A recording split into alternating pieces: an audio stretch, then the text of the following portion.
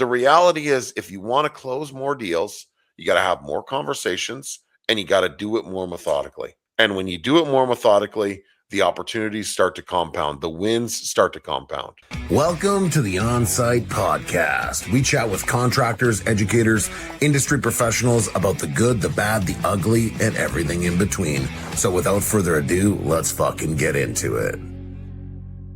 All right, welcome back to the Onsite podcast, episode 4 of the 8-part series about contractor control. And today's episode is about conversations that win the job. Okay, so actually just recently, earlier, about a few minutes ago, I got off the call with a manager of a large corporate business, and he was screaming to me all their different policies and what they have to follow this and they have to follow that. And then I explained, I said, can I give you some feedback? I shared my feedback on my thoughts, and I made it about the personal experience. I made it about the service that they're providing. I made it about my experience with the service. And the person on the other end just was literally like a blank wall.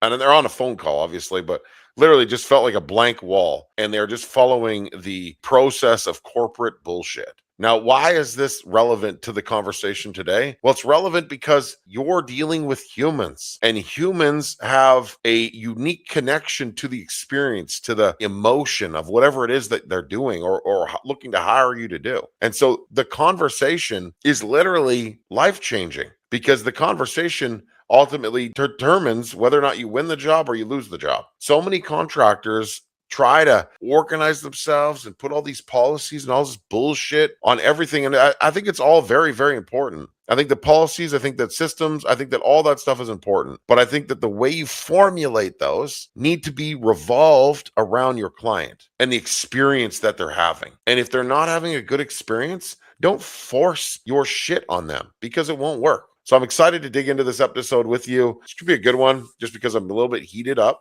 So that's good. And I only get heated up when I just have to deal with stupid shit. You know, when I find that there's a bit of overreach. So I'm excited to dig into this with you. Thank you so much for tuning into the episodes. We also, just to be clear, we also have already recorded the episodes following these eight episodes. And we've got some incredibly exciting episodes coming up in the future. And I just want to thank you so much for being so loyal to this. And if you're part of our community, awesome. If you're not, literally it's $49 a month, or you can fucking try it for free. All you got to do is just go to ebsworks.com. So if you want to be a part of our community, you want to change your life and your business, okay, you want to go get running in the right direction, we're here to help you. All right, so let's talk about sales, okay? Because without sales, there's no business.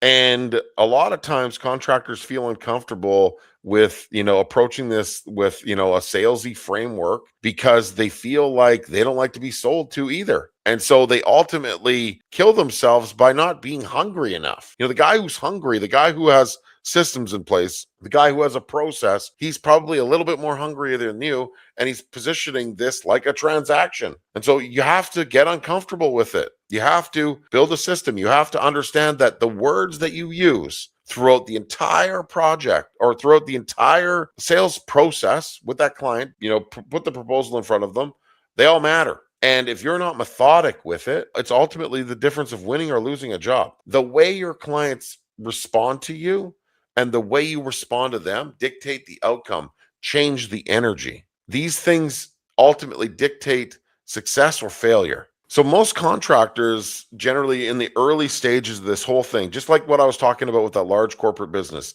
they force their formulated process on the client. And their formulated process is derived from input that they get from their friends that are in other industries, or, things that they learn on YouTube or books that they've read. They just build these systems, build these processes without thought, without consideration to your client. And then when you put it on someone, you get rejection. Just because the book says do this doesn't mean that doing this will actually work. Doing this needs to match with the type of person you are. People are buying from people. In this industry, they are buying from people right now, for now. That could change. That could completely change. And I see it changing. I don't know when, but not right now. So people are currently buying from people. And if you control the conversation mindfully of the client's expectations as the main objective, exceeding your client's expectations should be your main objective, nothing else. If you solve a big enough problem, the money will follow. And so look at your systems. Okay. Are you getting pushback from your clients along the way? Because every time you get a point of pushback, it doesn't mean, oh, that's a shitty client. It means your system maybe has a hole in it. Your shit maybe isn't as good as you think it is. So this can affect literally everything down the line. It affects the energy on site when you're talking to your clients about the project. They could be dried up and not interested in you right away just because you're projecting something on them. You need to listen. Most of the conversations that you have with your clients, I want you to do a little bit of an inventory. If you're talking, and this is going to be really hard for you to do, but if you're talking more than 60% of the time, even 50%, if you're talking more than 50% of the time, you're trying to sell to your client. You're not trying to get them to buy from you. The true reality is they need to be able to want to buy from you. You can't sell to them because maybe they're not interested even in whatever it is that you're selling. Just because they called you, just because you're in their home, doesn't mean they want to buy your shit. You start projecting this on them, they could dry up. They could be like, no, this is not what actually I want to do, right? Instead, position the conversation so that they want to buy from you. And so if you're talking too much throughout the entire conversation, in that discovery session, if you're talking too much and your client isn't explaining to you why they want whatever it is that they want, then it's a missed opportunity. Sometimes contractors spend so much time just selling everything. This is what I do. I got this. I do this. These are all the fancy things that we do. Oh, we're so great. Nobody fucking cares. Okay.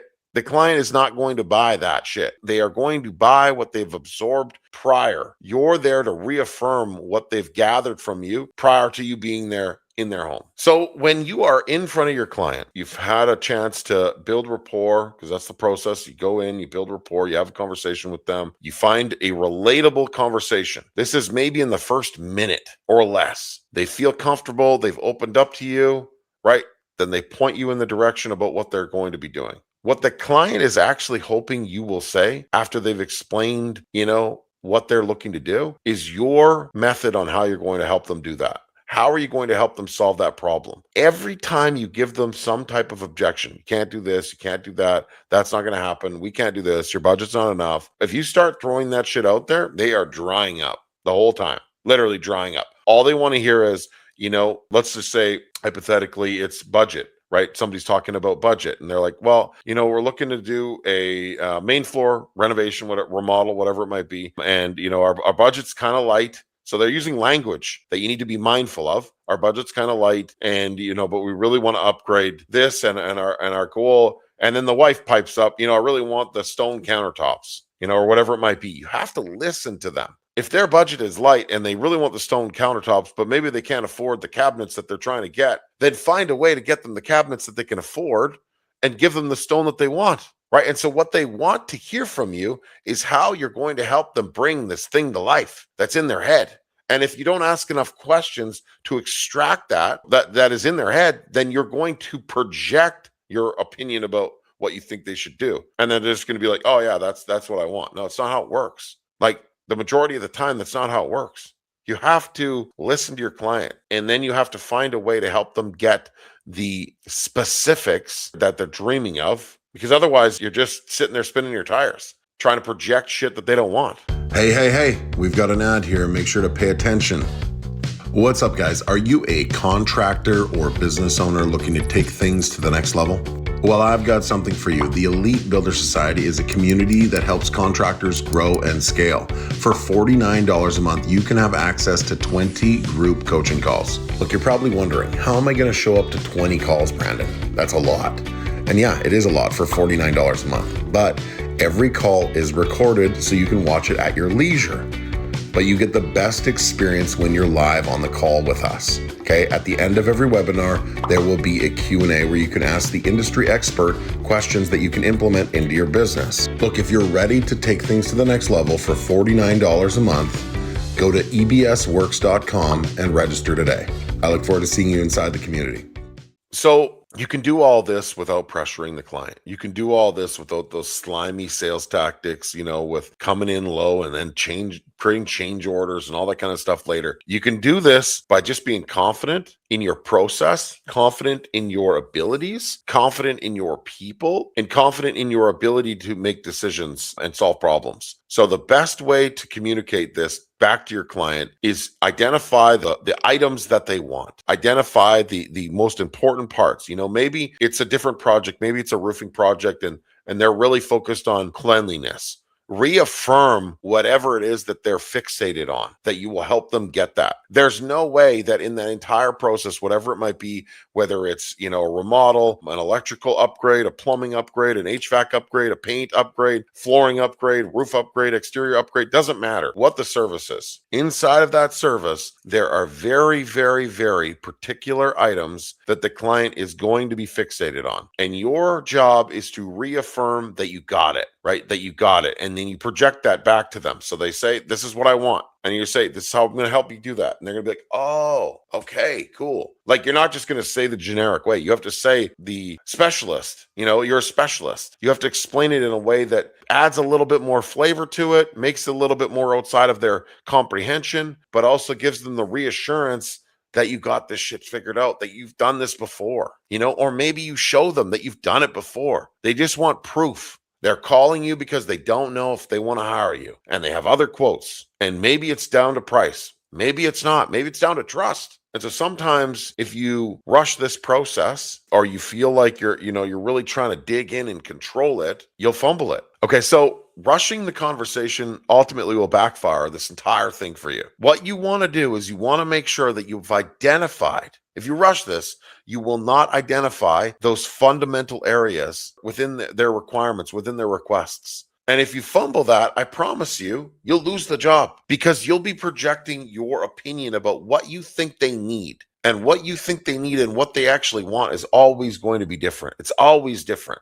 So if you rush that part, if you rush those questions, if you don't ask the right questions, then you went there for nothing. You got in your truck, you drove to wherever it might be, you've gathered information, you had a conversation, you responded to emails, responded to a phone call or text or whatever it might be, you sat in their home, you talked to them about their project, all for nothing. And there's a good chance, because they're humans, they're not going to tell you in that moment that they're not into working with you. They're just going to be like, I'm not really into that guy.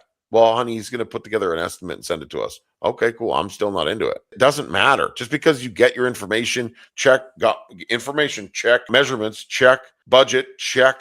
You take all your shit, you go back, put the proposal together, email it off to them with hopes and dreams that you're actually going to get something, which you're not, and then you're just like, well, what the fuck? Why don't they want to work with me? I thought it went really good. It didn't go good because you didn't ask enough questions. You didn't ask the right questions. You rushed the entire process. So slow down.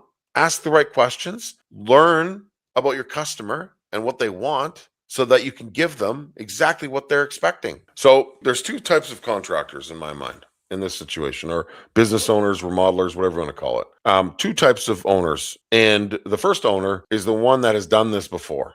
Okay. The one that has been here before. They know what to say, or they think they know what to say. They show a layer of confidence, which comes off reassuring, and it gives the client the confidence necessary to move forward. The other guy may be newer. Maybe he's never done it before. And so maybe he starts talking too much. Maybe he starts rambling. Maybe he starts going off. Maybe he starts, under explain. Maybe he starts saying things that aren't true. Maybe he starts talking himself into a corner. And it's only because he doesn't know what he's talking about. And so sometimes people try to sell too much, right? The client is going to buy. They want to buy. They are in a buying mode. They called you to buy. Now your job is to seal the deal, not to try to sell them on anything. They want to buy from you. So you have to affirm them that you're capable of helping them bring whatever it is to life. And so those two types of contractors, or remodelers, business owners, whatever you want to call it, find themselves losing more opportunities than not, because they try to sell and they don't try to listen. And so if you can just stay calm, you can just stay confident, even if you're new to this. Okay. The name of the game is say less, let them talk more. Ask the right questions and just stay calm. Don't over project what you think you're capable of. Overpromise. Don't overpromise anything. Never overpromise anything, because there will be things that you've overpromised that they will be hyper fixated on. You said you were going to do this. Oh, well, we couldn't do that in our budget. Well, you said you were going to do this. Well, no, I can't do that now because we don't have the budget for it. Right. And so those things matter. Like what you say matters. And just because it's not important to you doesn't mean it's not important to them. So stay calm, ask more questions, talk less, and organize the conversation. You're in control. You're the authority. This is your space. They are trying to hire you. You're not trying to sell to them. This isn't door-to-door sales. You didn't go to their door and try to sell. I mean, that's a different business model, but it still fundamentally gets the client into a buying position, right? Imagine you're going to a door cold and you're like, hey, do you want to buy a vacuum? No, they don't want to fucking buy a vacuum. They do not want to buy a vacuum, Like that is a selling position. When a client calls you and they're like, hey, can you come look at my house to do X, Y, and Z? They're in a buying position. And so if they're in a buying position, your job is to control the conversation to close the fucking deal. Because 50% of it's already been done for you. I'm talking with a few of the guys that I work with because, we've got lots of quotes out on the table, lots of people that we're working with. We want to close, right? You want to close. That's the job, right? And I'm here. I'm listening to you because you're like, fuck, okay, I'm doing all these things, Brandon. I'm trying. And I get to the point where it's just like, I don't know where it's at. I don't know where the conversation's at. I want you to just breathe for a second. I want you to breathe and I want you to understand that you're in control, okay? You have to believe that you're in control. And if you carry that sense of confidence and you provide your clients with the reassurance that you're in control, that you will bring this together and that they respect you, then there's a high probability that they'll use you. If you're overcharging, I mean, that's on you, right? If you charge a fair price, you deliver great work, you communicate effectively, you've got great organization, you've got great systems, you got great reviews, you prioritize your client, there's a good chance you'll get the job. Because good people want to work with good people. Shitty people want weird fucking things, right? And so you have to be able to identify those types of people as well. But we're not talking about shitty people in this episode. We're talking about providing your clients with the reassurance and the understanding that you're in control. And so all you have to do in order to give the client the reassurance is enter everything with confidence. Build confidence. Talk to your phone. I mean, if you're uncomfortable with something, you can figure out what you're uncomfortable with. It could be irrelevant to this. Just talk to your phone. Go join a group, go get on stage and talk, go do things that are uncomfortable, right? Like do things like that, because those things like that are what give you more confidence that you're capable of doing things. And so then when you're in this, in this environment that you're now more comfortable in, right? And you understand the process, that will come off and it will give the clients the reassurance, that energy, that aura that will come from you will ooze confidence and provide reassurance for your customers. What's up, guys? I hope you're enjoying this episode of the Onsite Podcast. So here's the deal. We want to grow this show and we need your help. It's simple. Pay the tax, share the show. That's it. Let's get back into it. Okay, so, if this has been helpful, okay, if this episode has been helpful for you, there are still 4 more episodes where we're trying to help you gain control of the conversation, gain control of the opportunity, gain control of closing deals. Because you have to carry a certain level of confidence that you're in control. I understand it's uncomfortable. You're walking into a stranger's home. I understand it's uncomfortable talking to people that you've never met. I understand that it's uncomfortable because maybe you've been fucked over before and so now your guard's up. I understand all of that because I've lived it. But the reality is, if you want to close more deals, you got to have more conversations and you got to do it more methodically. And when you do it more methodically, the opportunities start to compound. The wins start to compound. There is a process to everything. Whenever you get a form of rejection, it is an opportunity for you to look at yourself and say, what do I need to do differently so that rejection or that objection doesn't exist again? And if there's objection or rejection coming from a red flag client, then that's okay too. But you need to be able to identify those types of processes, okay? In our next episode, we're going to be talking about price, okay? And we're going to be, I don't know what that episode's going to look like. Maybe I'll bring on someone. Maybe we'll do some price objection handling. I don't know, but I think that's going to be an exciting episode because everyone has always said that they lost a job because of price. Yeah, am I wrong? I've even done it. Oh, it's because of price. Well, no, it's not. It's not because of price in most cases. It's because of something that you've done earlier on. And so the next episode, we're going to dig into price, client price objections. And so I will try to find a way to make this episode just very unique, very different. I don't know if it includes, maybe some role playing with some people. I don't know. But I'll talk to my community and we'll get a sense of what this looks like. And maybe we can bring a bunch of other guys to the call and they can throw out their typical situations and we'll just role play. I don't know. We'll see what happens, but at the end of the day, I just want to say thank you so much for supporting the podcast, supporting the community, supporting everything that we're doing. We are literally just trying to help contractors grow their business and become more successful. Why? Because when I started, it was fucking really hard. It was hard. I was lonely. And the people that surrounded me were people that were in different industries that didn't understand my industry. And because they were in different industries and didn't understand my industry, they would project their opinions, their thoughts, their input on how I should operate my business and ultimately misguiding me. So if this has been helpful, make sure to follow along, comment, give us some reviews, all the kind of things. Share it out there, because if you don't share the show, what are we doing here? So I just want to say thank you so much. That is all for this episode. Episode 5, I'm going to get creative. I'm going to find a way for it to be super unique and different. And thank you, everyone, for supporting. All right, that concludes this episode of the Onsite Podcast. Remember, if you enjoyed this episode, please pay the tax, share the show. Guys, if you want to be a part of the Elite Builder Society, all you got to do is pay $49 a month. That's it. $49 a month. You get 20 group coaching calls every month. Okay? Go to ebsworks.com and register today. If you enjoyed the show, please pay the tax and share the show.